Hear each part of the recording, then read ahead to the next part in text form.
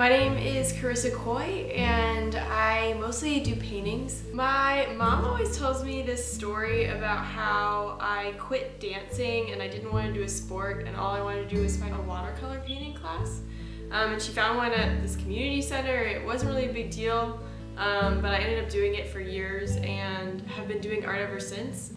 My name is Madelyn and I do a lot of sewing. For me, as long as I can remember, I've been making things.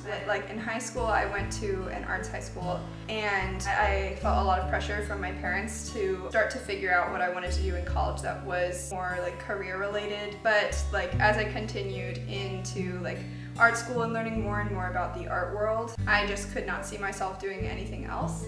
My name is Monica Hurley and I have had two passions for most of my life, which has been making clothes and painting. I think this is the only thing I've been doing my whole life. I remember if I was going to pick my sister up from her dance class and we got there early, we would sit in the waiting room and I would bring a bunch of paper to just draw things. When I'm not making art, I'm oh, I need to make this dress or something. It needs to be done.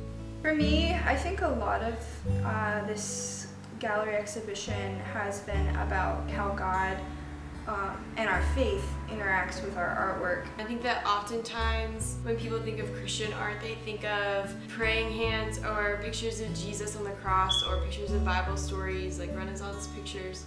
Christian art can be a lot broader than that. I think with painting, I like to hopefully serve them in portraying them in a very truthful way that's also in a good light, so that they can see a truth about themselves that maybe they haven't before, or I don't know, maybe I haven't before, but now we can see God put himself into said person I'm painting, and a small sliver of the beauty and the grandness of that is now showing that wasn't showing before. I think most importantly, the act of creating art is something that I do as a Christian. God is not separate from that in any way, so I think he is glorified in the fact that I am making things that are beautiful and that are good, just like he makes things that are beautiful and that are good.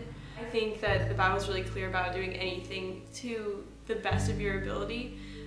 Is glorifying to God and also using the talents he's given you and recognizing them as talents that are gifts. When I'm thinking about how God sort of enters in my art practice, ever since I sort of started to really identify as a Christian was a challenge for me. I didn't want to create icons, but at the same time I wanted to show who God was, and that is an impossible task because God is so big. Finding a way that what I'm making can contribute to the world in a way that God might want me to.